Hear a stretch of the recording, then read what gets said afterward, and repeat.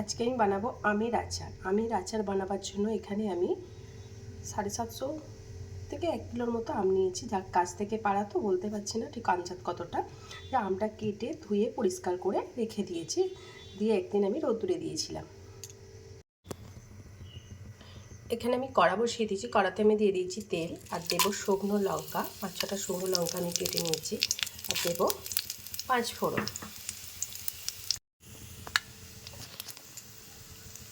ফোড়ন থেকে একটা সুন্দর বাস বেরিয়েছে, এবার এর উপরে আমি দিয়ে দেবো আম।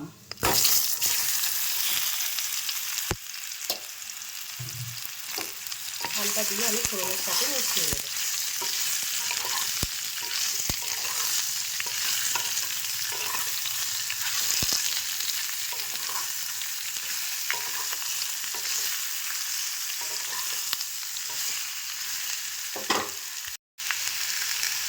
এর উপরে আমি দিয়ে দেবো স্বাদ মতো নুন, আর দেবো হলুদ গুঁড়ো।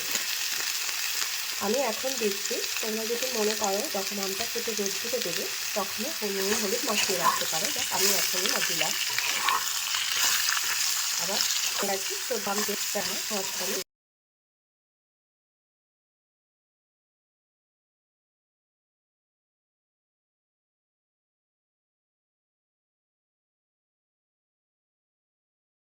এখানে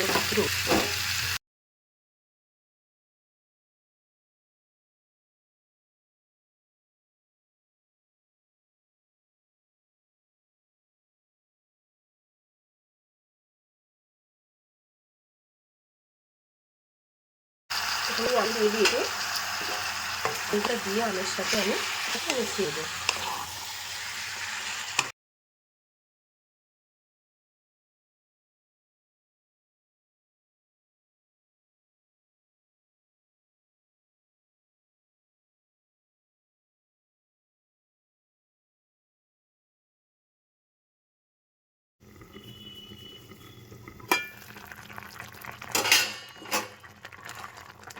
গুড়টা দিয়ে চাপা দিয়ে দিয়েছিলাম, পুরো গুড়টা গলে গেছে আমের সাথে। এবার আমি গ্যাসের আঁচটা মিডিয়ামে রেখে আম গুড়টা ফুটিয়ে নেব। দেখতেই পাচ্ছ পুরো গুড়টা গলে গেছে, কতটা জল কেটেছে।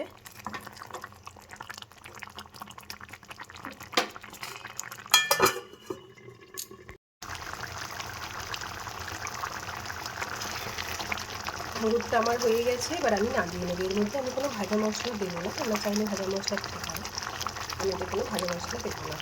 হ্যাঁ, একটু গ্রেভি থাকলে নামালে কী হয়, তার রোদ্দুর 3 দিন রোদ্দুর দিলে এটা টেনে যাবে আর খেতেও ভালো লাগবে। এবার আমি এটা নামিয়ে নেব। আজকে আমি বানাবো আমের আচার। আমের আচার বানাবার জন্য এখানে আমি 750 থেকে 1 কিলোর মতো আম নিয়েছি। যাক গাছ থেকে পাড়া তো বলতে পারছি না ঠিক আনজাত কতটা। আমটা কেটে ধুয়ে পরিষ্কার করে রেখে দিয়েছি, দিয়ে একদিন আমি রোদ্দুরে দিয়েছিলাম।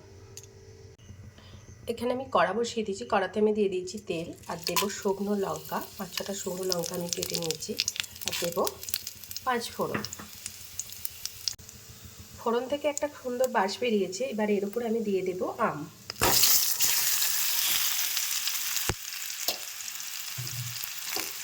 আমটা দিয়ে আমি ফোড়নের সাথে মিশিয়ে নেব।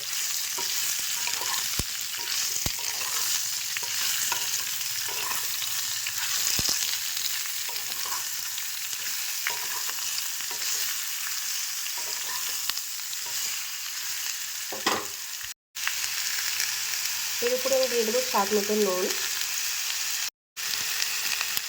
আর দেবো হলুদ গুঁড়ো।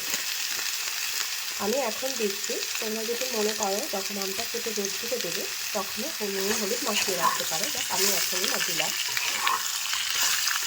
আবার রাখি তো দাম দেখতে হয় মাঝখানে।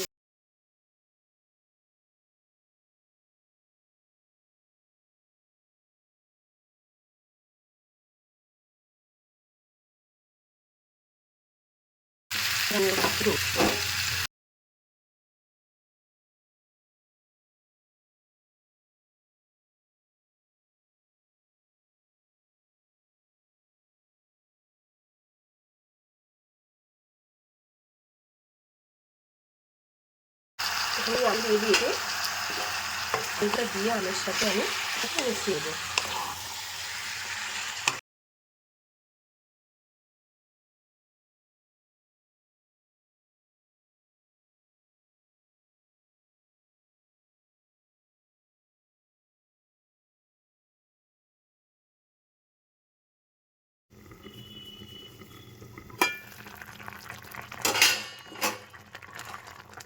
গুড়টা দিয়ে চাপা দিয়ে দিয়েছিলাম, পুরো গুড়টা গলে গেছে আমের সাথে।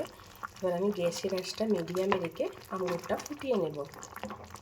দেখতেই পাচ্ছ পুরো গুড়টা গলে গেছে আর কতটা জল কেটেছে।